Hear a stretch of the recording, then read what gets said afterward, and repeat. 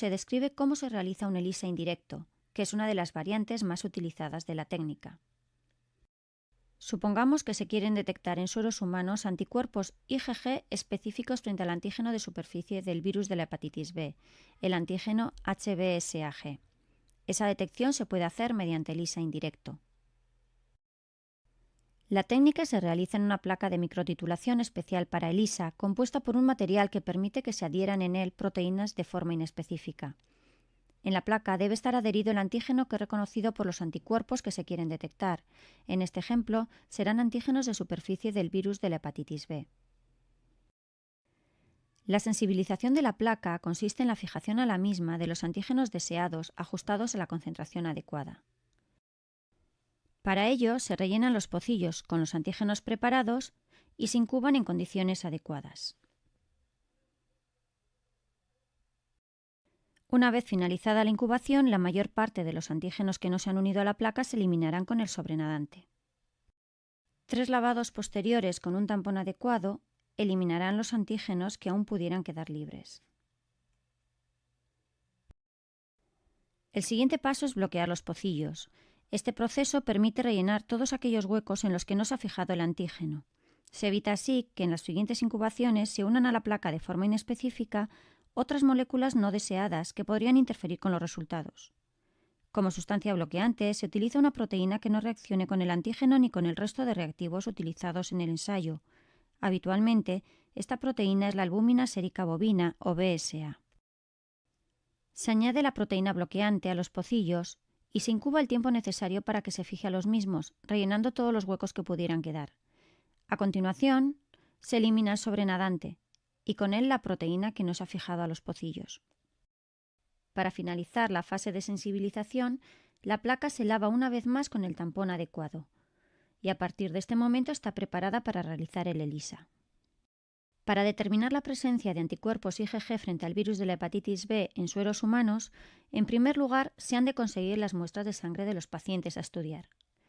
En este caso, la persona de la izquierda podría ser una persona que ha sufrido la enfermedad y ha respondido al virus, o bien una persona que ha sido vacunada frente a este virus y ha respondido correctamente a la vacuna. En ambos casos, en la sangre de este individuo habría anticuerpos IgG frente al antígeno HBsAg. La persona de la derecha podría ser una persona que no ha sido infectada nunca por el virus de la hepatitis B y tampoco está vacunada frente al mismo, por lo que en su sangre no hay anticuerpos frente a este virus. Cada suero se añade un pocillo y a continuación se incuba en el tiempo necesario. Si los anticuerpos buscados están en la muestra, se unirán específicamente a los antígenos fijados previamente. Una vez terminada la incubación, se retira el sobrenadante. A continuación, se realizan 3 lavados más con el tampón adecuado, eliminando así todo aquello que no se ha unido específicamente a los antígenos fijados en la placa. El siguiente paso consiste en añadir el conjugado. En el ELISA, el conjugado es un anticuerpo unido covalentemente a una enzima, como por ejemplo la peroxidasa. En este caso, el conjugado debe ser específico de algún epitopo presente en el tipo de inmunoglobulina que se busca en el suero. Estos epitopos corresponden a la parte constante de la molécula de anticuerpo.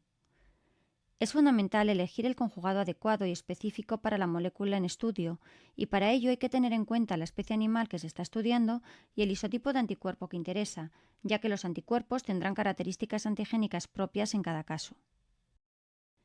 Tras añadir el conjugado y esperar el tiempo de incubación correspondiente, el conjugado se une a los inmunocomplejos formados en el paso anterior.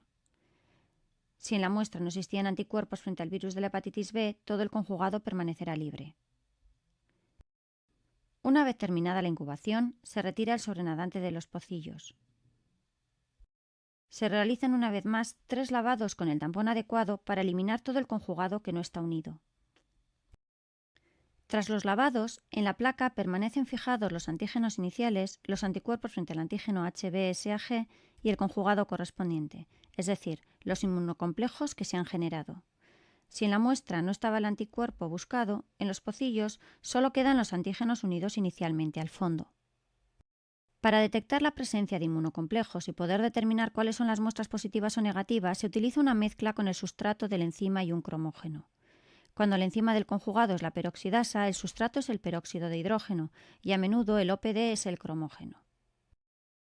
Se añade la mezcla de sustrato cromógeno a los pocillos.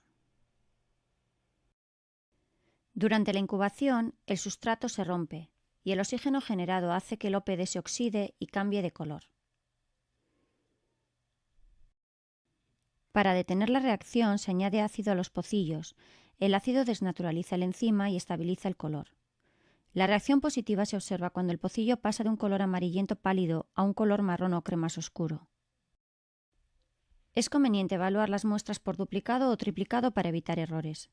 En la placa que aparece en la imagen, las muestras habrían sido evaluadas en duplicado. Además, siempre hay que incluir controles positivos, en este caso muestras con anticuerpos IgG frente al antígeno de superficie del virus de la hepatitis B, y controles negativos, sin los anticuerpos correspondientes. Estos controles sirven para saber que la técnica se ha realizado correctamente, así como de referencia para determinar cuáles de las muestras evaluadas son positivas y cuáles negativas. En este ejemplo, las muestras positivas aparecen enmarcadas con un cuadro azul. Si se evalúan muestras aisladas, se puede dar así un resultado cualitativo de la prueba. Si junto a los controles se evalúan diluciones seriadas de cada muestra, se puede dar un resultado semicuantitativo, indicando el título de anticuerpos, una medida relativa de la concentración del anticuerpo buscado y que se relaciona con la última dilución positiva estudiada de cada muestra. Todas las lecturas, además de hacerse de forma visual, en un laboratorio se suelen hacer habitualmente mediante un lector de ELISA o espectrofotómetro, lo que permite una lectura objetiva de la prueba. Si el ensayo se realiza incluyendo unos estándares adecuados de concentración conocida, se puede hacer una recta patrón que relaciona absorbancia y concentración de anticuerpos. Con esta recta y el valor de absorbancia de las muestras problema, se puede tener un resultado cuantitativo de la concentración del anticuerpo buscado en la muestra en estudio.